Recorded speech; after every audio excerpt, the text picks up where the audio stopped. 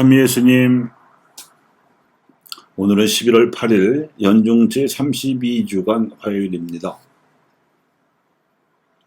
오늘 복음과 독서의 말씀은 우리가 고백하는 믿음이 과연 우리의 생활에 어떻게 나타나야 하는지를 묵상하게 해주는 내용입니다.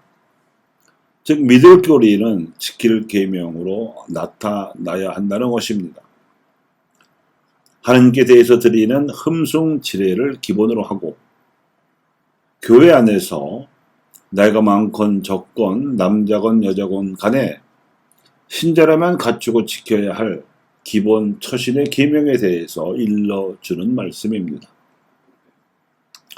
세상은 예수님을 통해서 보이지 않던 하나님에 대해서 알게 되었듯이 이제는 부활하시어 성령으로 현존하시는 예수님의 신성을 교회와 그리스도인들이 세상 사람들에 대해서 보여주는 삶과 활동으로 드러내야 합니다.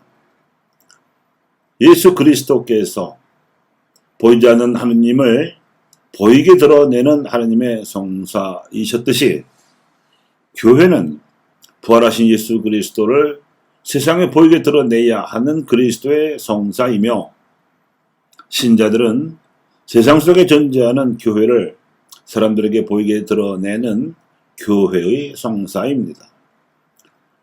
그래서 신자들은 세상에 빛이며 땅에 소금이어야 한다고 예수님께서 말씀하셨습니다.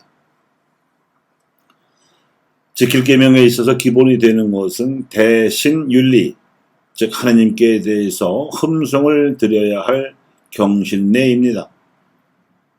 우리가 무조건적으로 하나님께 흠성을 드려야 하는 이유는 우리가 무상으로 창조된 피조물이기 때문입니다.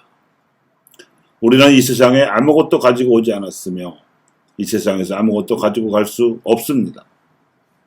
오직 무상으로 받은 생명으로 역시 무상으로 주어진 온갖 자연 환경과 사회적 여건을 누리면서 하나님께서 이루고자 하시는 나라를 받아들여서 사랑과 평화의 세상을 이룩하는 데 힘쓰다가 때가 되어 하나님께서 부르시면 가야 합니다.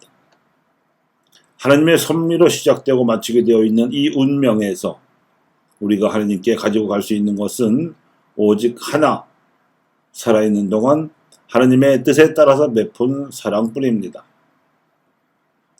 이 경신례에서 드러내야 하는 흠숭의 영성이 모든 대인 윤리의 기본입니다.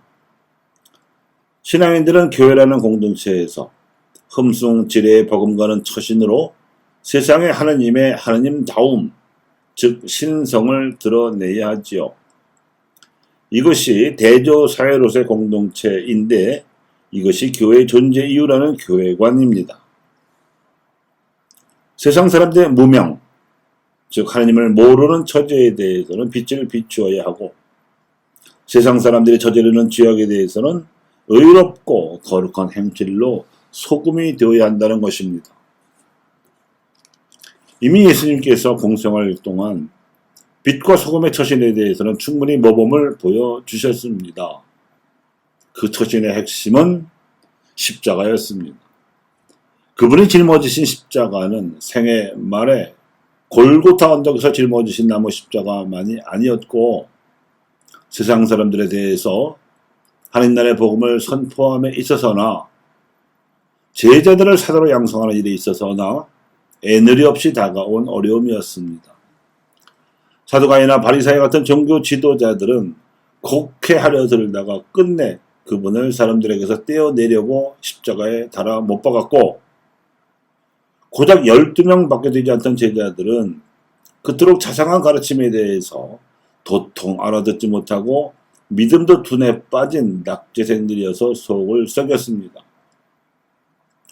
복음선포 활동에서 주어진 적대적 박해와 제자 양성 활동에서 주어진 몰이해의 십자가는 골고타 언덕에서 짊어지셔야 했던 나무 십자가보다 더 가볍지 않았습니다.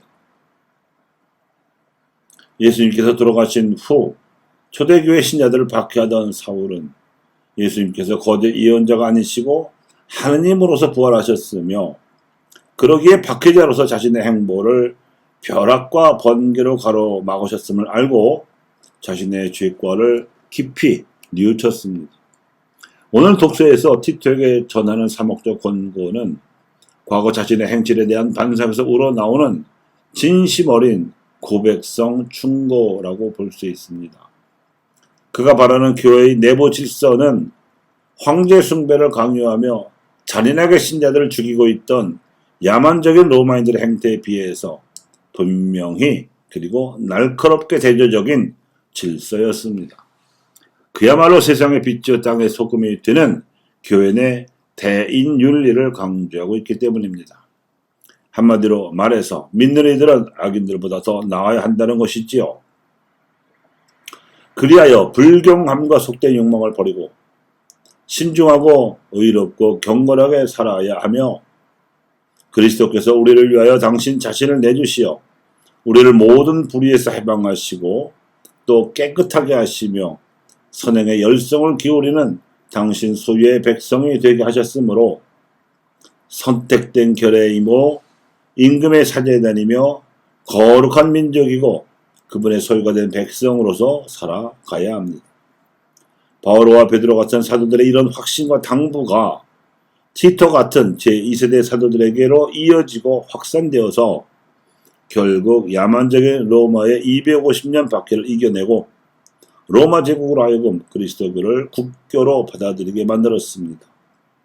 이런 역사적 사실은 한반도의 평화 및 민족의 화해라는 민족 복음화의 과업은 물론 아시아의 복음화라는 막중한 사명을 부여받고 있는 우리 역시 교회 안에서의 처신과 가정과 사회에서의 신앙생활을 과연 어떻게 해야 하는지 일러주는 나침판이 되어주고 있습니다.